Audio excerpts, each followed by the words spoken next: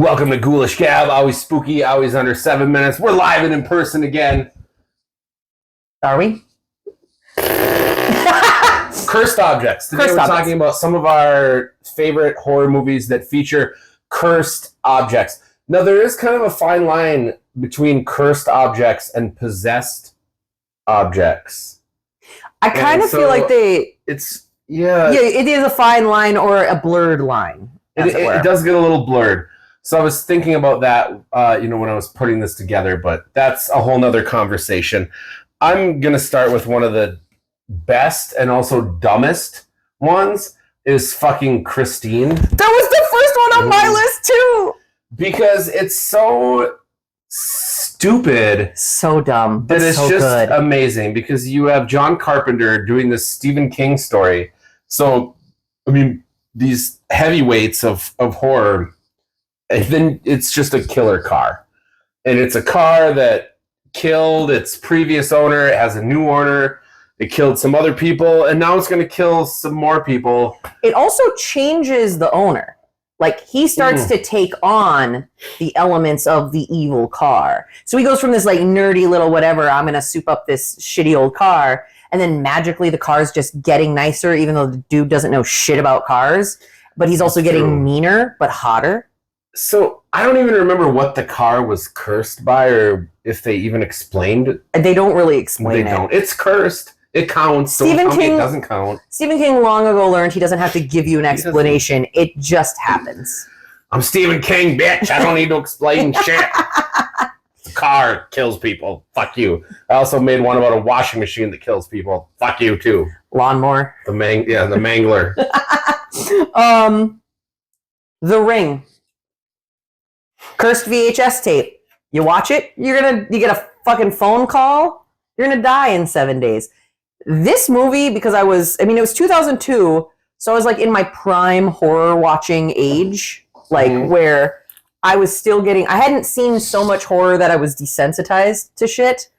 And so it genuinely freaked me out, this idea that a videotape could make you die. And the effects in it were really good, and now that I'm looking back on it, it's kind of like the same thing with Christine. Like, it's really good, but it's also kind of dumb. But Samara crawling out of that TV scarred me. That's classic. And I think even when it came out, the VHS tape was pretty well out. On its way out, yeah. Like, people knew what it was, but like motherfuckers were already like watching DVDs, so it was still freaky, but you're also like, well, I ain't going to watch a VHS tape. I ain't going to die. And I feel like it's since been updated with, shittier movies where there's cursed apps and internet websites and things like that. So it definitely left a big impression and is still influencing things. I think the first time I watched it at home was on DVD. And the menu credits was the movie in the background. Yeah. And the movie was supposed to be all, like, the VHS itself was supposed to be all disturbing, but really was just like flies and a ring and some fucking, static. But I liked it, and it's a good cursed object movie. It's worth a watch as long as you're old enough to know what a VCR is.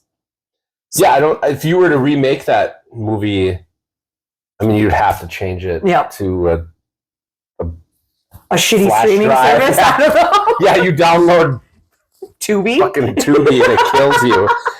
Tubi, make that happen. We'll write it. We can write that. So here's a cursed object that's been across many movies. That's the Necronomicon. Obviously, very famous from The Evil Dead. But there was a Necronomicon movie in 1993, and influenced by the H.P. Lovecraft story. And this one has Jeffrey Combs in it, and for some reason it's been very out of print and hasn't been streaming on anything for a while. So you may have a harder time finding it, but it's a very solid movie, and it's kind of like an anthology style, and there's different stories going on. And Brian Usna, who is of course famous for Reanimator and Society, has a segment in there. So there's a lot of cool people involved in it. And it's a really great movie that you probably won't be able to find, and I'm sorry about that. But also the Necronomicon has appeared in countless movies, and it's probably the number one best cursed object of all time. In horror. There's a lot of good cursed objects, but in horror, sure. Yes. I mean, find something that's more sexy than the Necronomicon. It'll curse you. I don't know. 2014, The Babadook. The cursed object is the book titled Mr. Babadook. Basically, the boy brings this book home to his mom. They read it, and then all of a sudden they start to, like, the Babadook starts appearing in their home. And it was an odd combination of really, like, a really sad / really frustrating / scary movie. And as we all know, I love the Babadook, representing bisexuals everywhere. But I don't know. I think that was the idea that your kid brings home a book, and it's supposed to be just this really easygoing book to read your kid at night, and then all of a sudden the shit starts happening. That seems terrifying to me. I mean, kids are scary in general, but this is also a terrifying aspect of it. Don't read to your kids. Don't read to your kids. You could end up haunted. Fuck them. Let them read on their own. Fuck those kids. Let them read their own books. If they don't know how to read, they don't need stories. This is what TV exists for.